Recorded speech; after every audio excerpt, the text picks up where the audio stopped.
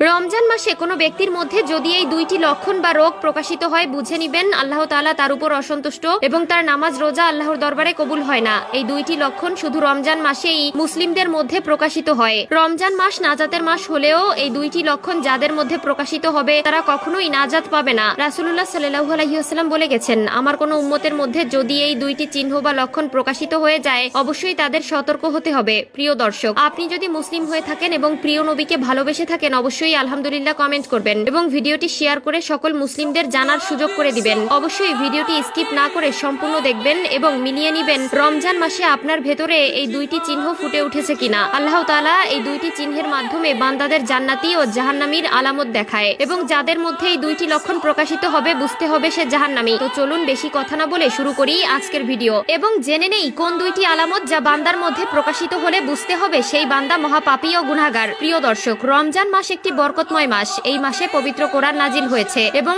এই মাসের উসিলায় আল্লাহ তাআলা অনেক কবরবাসীকে মাফ করে দেন এবং অনেক বান্দাদের হেদায়েতের পথ দেখান। এক নম্বরে যেই আলামত দেখলে বুঝতে হবে আল্লাহ তাআলা আপনার রোজা ও নামাজ কবুল করে না তা হলো যদি মানসিক শান্তি চলে যায়। আপনি রোজা রাখার ভেতরে যদি মনের মধ্যে শান্তি অনুভব না করেন, নামাজ পড়ার পরে যদি আপনার মনে প্রশান্তি না আসে বুঝতে হবে আপনার নামাজ রোজা আল্লাহর দরবারে কবুল হয়নি। এই সকল ব্যক্তিদের উচিত আল্লাহর কাছে সর্বদা ইস্তেগফার করা, আল্লাহর কাছে সকল গুনাহ থেকে পানাহা চাওয়া। রাসূলুল্লাহ সাল্লাল্লাহু আলাইহি ওয়াসাল্লাম বলেছেন, যে উম্মত নামাজ পড়ার পরে নিজের মনের মধ্যে প্রশান্তি অনুভব করবে বুঝতে হবে আল্লাহ তাআলা তাকে অনেক ভালোবাসেন এবং তার ইবাদত আল্লাহর দরবারে কবুল হয়েছে। আল্লাহ তাআলা যেই বান্দার উপর অসন্তুষ্ট এবং রাগান্বিত অবস্থায় থাকেন এবং যাদের রমজান মাসে নামাজ রোজা কবুল হয় না তাদের মধ্যেই এই দুইটি আলামত প্রকাশিত করেন। অনেকে না জানার কারণে এই দুইটি লক্ষণকে এড়িয়ে চলি যা আমাদের পরকালকে জাহান্নাম করে দিবে। 2 নম্বর লক্ষণ বা আলামত হলো নামাজ রোজা থেকে মন উঠে যাওয়া। অনেক মানুষ আছে যাদের নামাজ রোজা করতে বা আল্লাহর ইবাদত করতে মন চায় না, কিন্তু লোক দেখানোর জন্য নামাজ রোজা করে থাকে। আল্লাহ তাদের থেকে মুখ ফিরিয়ে নিবেন